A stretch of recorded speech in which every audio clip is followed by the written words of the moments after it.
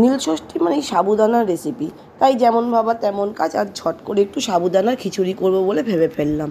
ব্যাস, এবারে সাবুকে ভালো করে ভিজিয়ে রাখলাম কিছুক্ষণের জন্য। অন্যদিকে মুগ ডালকে ভালো করে জলে ভিজিয়ে ধুয়ে নিয়ে এবার তাকে একটু প্রেশার কুকারে 2টো সিটি দিয়ে দিলাম।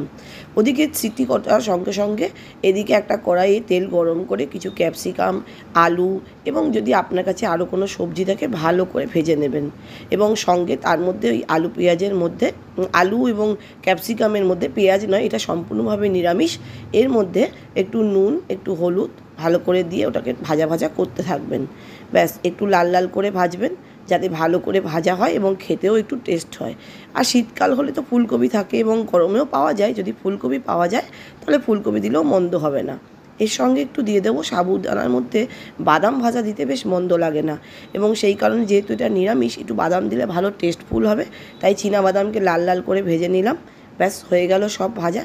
এইবার তেল গরম করে এর মধ্যে দেব ফোড়ন। ফোড়নে দিলাম 5 ফোড়ন এবং এর মধ্যে 2টো শুকনো লঙ্কা দেব। ভালো করে এটাকে ফোড়নটা হয়ে যাওয়ার পর প্রথমে দেব হচ্ছে একটা টমেটোটাকে ভালো করে নাড়িয়ে একটু সেদ্ধ করে নেব। আমি সাধারণত ঘরের মশলাই ব্যবহার করি, তাই এখানে জিরা এবং আদা এবং একটা লঙ্কা ভালো করে বেটে ওই 1 চামচ এর মধ্যে দিয়েছি, দিয়ে ভালো করে কষিয়ে নিতে হবে। এরপর এর মধ্যে সেই সিদ্ধ করে রাখা মুগ ডালটাকে ভালো করে দিয়ে নাড়িয়ে নিতে হবে। একটু কমই সেদ্ধ করবেন যাতে একটু গোটা গোটা থাকে, খেতেও মন্দ লাগবে না। ভালো করে নাড়িয়ে নেওয়ার পর এর মধ্যে দেবেন গরম জল, যাতে গরম জল দিলে এবং এটা সুস্বাদুটা আরও হবে এবং তাড়াতাড়ি করে এটা গলে যাবে। তো এরপরে গরম জল দিয়ে দিলাম, দিয়ে কিছুক্ষণ নাড়ানোর পর ওদিকে সাবুদানাটাকে রেডি করব। সাবুদানাটাকে ভালো করে ধুয়ে এদিকে সবজিও দিয়ে দিয়েছি, দেখুন এর মধ্যে সবজি দেওয়ার পর এবার এর মধ্যে কিছুটা ফুটিয়ে নেব। ফুটানোর পর সাবুদানাটাকে ভালো করে ধুয়ে বেশ ঝরঝরে করে রেখেছি, সেটাকে দেব। তার আগে ভাবলাম আগে নুন আর একটু হলুদ গুঁড়ো, একটু চিনি ভালো করে যাতে একটু মিষ্টি মিষ্টি হয়, খেতে মন্দ হবে না, সেরকম মতন দেবো। স্বাদ মতন আপনাদের স্বাদ মতন যার মধ্যে দেবেন। আমি যেমন এখানে 2 চামচ 3 চামচ চাপায়ে চিনি ইউজ করেছি, আপনারাও সেরকম ব্যবহার করতে পারেন।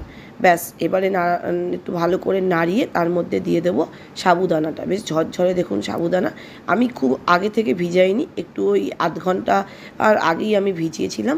ব্যাস, এর মধ্যে দিয়ে দেবো। দিয়ে দেওয়ার পরে গ্যাসের ফ্লেমটাকে বন্ধ করে দেবেন, কারণ বেশি করলে এটা সাবুদানাটা গলে যাবে। এইবার এর মধ্যে নাড়িয়ে ভালো করে ঘি এবং যদি আপনার ঘরে গরম মশলা থাকে বা গরম মশলা না থাকলেও শুধু এলাচ গুঁড়ো থাকলে এর মধ্যে দিয়ে দেবেন। যেমন খেতে সুস্বাদু তেমনি আপনার খাওয়ার শরীরে সারাদিনের উপোসের মধ্যে বেশ প্রোটিনও হবে। এবং এই সাবুদানা কিন্তু শুধুমাত্র বড়রা বা উপোসের শরীরে খাওয়াই নয়, এই সাবুদানা কিন্তু বাচ্চারাও খেতে পারে, এতে যথেষ্ট প্রোটিন আছে। আমার ভিডিওটা ভালো লাগলে অবশ্যই শেয়ার করবেন, সাবস্ক্রাইব করবেন এবং আগামী আবার একটা ভিডিও নিয়ে আপনাদের